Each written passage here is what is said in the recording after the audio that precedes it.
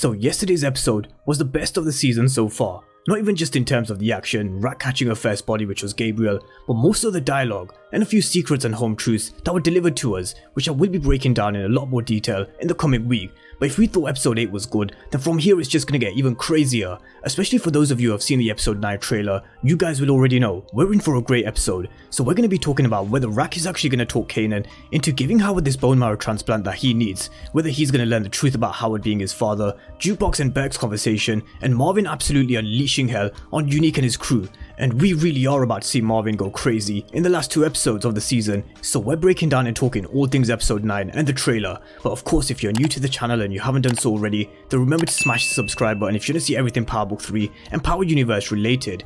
But let's get straight into this trailer, and I do have to say, Power twist and manipulate these trailers to throw us off, so it is something to bear in mind as we go through the breakdown. And if you have any theories or thoughts on how things could play out, then just drop them down below in the comment section. But we have Rak telling Howard, if I do this for you, then I get a pass, detective, with a somewhat tired looking Detective Howard, with what looks like them being in a hospital from what I gathered from the background, and probably because Lulu is there recovering or fighting for his life. And I do think Lulu is alive, by the way. I went through this in detail in my second video yesterday, which I'm going to link down below for you guys. But what is Detective Howard asking Raquel to do? Because in the next scene we see Raquel telling Kanan that she's not going to lie to him anymore and that he deserves the truth. And she did drop some home truths on Kanan in the last episode as well. In the heated conversation between the two, Kanan said that Marvin isn't to blame, Rak is, and she delivered him with a huge slap across the face, which he rightfully deserved. Now if this was Tariq in power, then he would be getting so much hate. I feel the only reason Kanan isn't getting as much hate as Tariq did is because we know how much of a strategic savage he does become later on in his life. But Rak told him that she's had to clean up his mess time after time.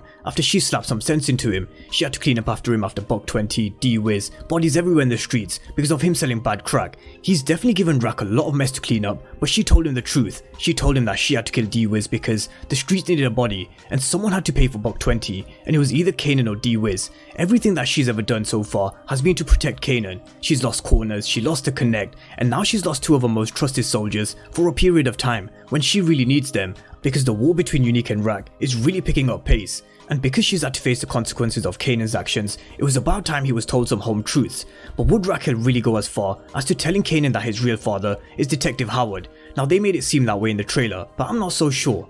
The only reason why Rak has been keeping this a secret for 15-16 years is because she wanted to protect Kanan, and she warned Howard when he approached her in episode 5 to never get in between her and her son.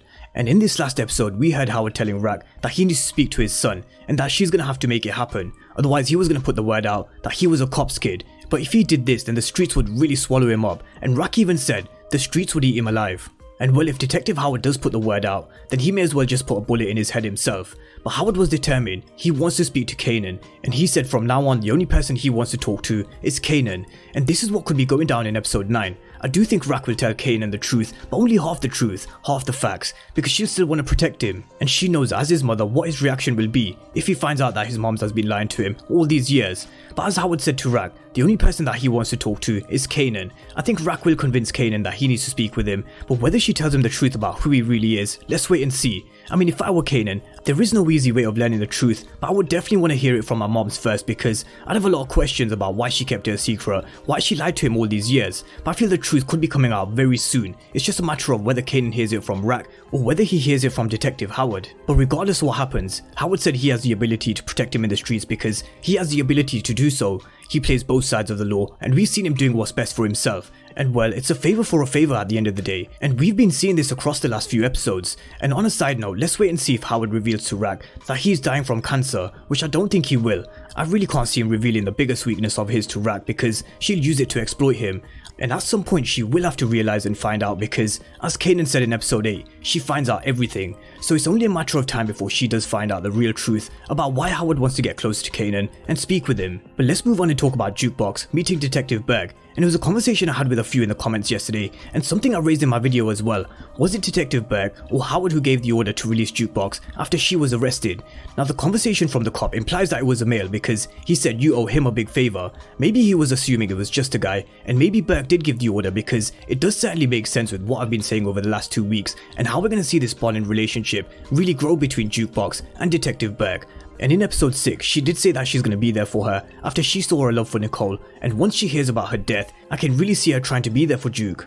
But Jukebox tells Burke that you're all in danger, all you police are, and she doesn't want anybody else to get hurt. But what is Jukebox endgame here? Does she really want to help Detective Burke and Howard, or is it just a chess move from Raquel? Because I'm sure we will see Raquel and Juke having a conversation in episode 9, and we saw Jukebox open up to Raquel in episode 7 about who she really was going to the dance with, and she would have also learned about Nicole's death. And Juke really is limited with who she can speak to about Nicole because of her sexuality. That was frowned upon back in those days. She definitely can't speak to Marvin, and Lulu's going to be recovering in hospital.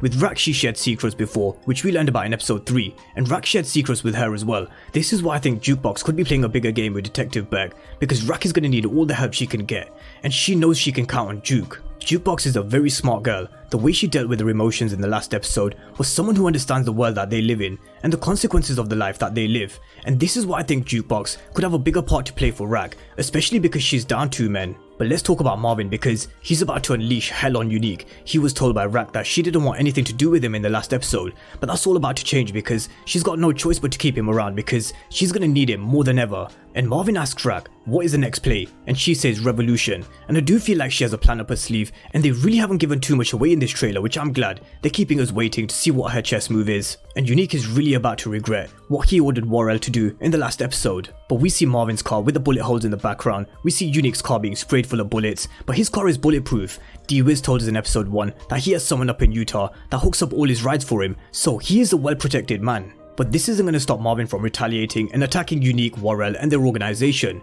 And Worrell is someone who has now survived 2 shootouts and has caused some serious damage to 2 of Raquel's men, and he's causing some more issues for the Thomas family, and Marvin needs to get rid of him if he can. And I feel sorry for anybody that gets in Marvin's way in the next episode. He's gonna come all guns blazing, and it really is time to show us why he's so valuable to Raquel, and why keeping him on the sidelines, just working on refurbing the apartment, was really a waste of his talents. In the words of Marvin himself, he's a gangster who does gangster shit, and we're about to witness gangster shit from Marvin, and it's gonna be an explosive episode. But with Scrappy and Lulu, I definitely don't think they're going to be involved next week because they're still going to be recovering. Davina has been sent away to foster care, and I really do feel a bit bad for Davina because Unique didn't hold up his end of the deal up with helping his moms and sending her to rehab. And she's been left with the little one Tanisha, who she's been looking after. But Davina and Kanan's story arc is definitely not over, and may even rumble on into season 2 now. But that was the episode 9 trailer, and it really is going to be a great episode, which sets us up for an even better finish. And I don't think they've given too much away in the trailer either. We're going to see a lot of action, it's going to be intense, and something that will keep us guessing throughout hopefully. But let me know what you guys think down below in the comment section. I'm going to be back in the week dissecting a lot of the key storylines from the episode as usual. So if you are new to the channel and you haven't done so already, then remember to smash the subscribe button if you want to see everything Power Book 3 and Power Universe related. But as always, thank you guys for watching, and I'll see you next time.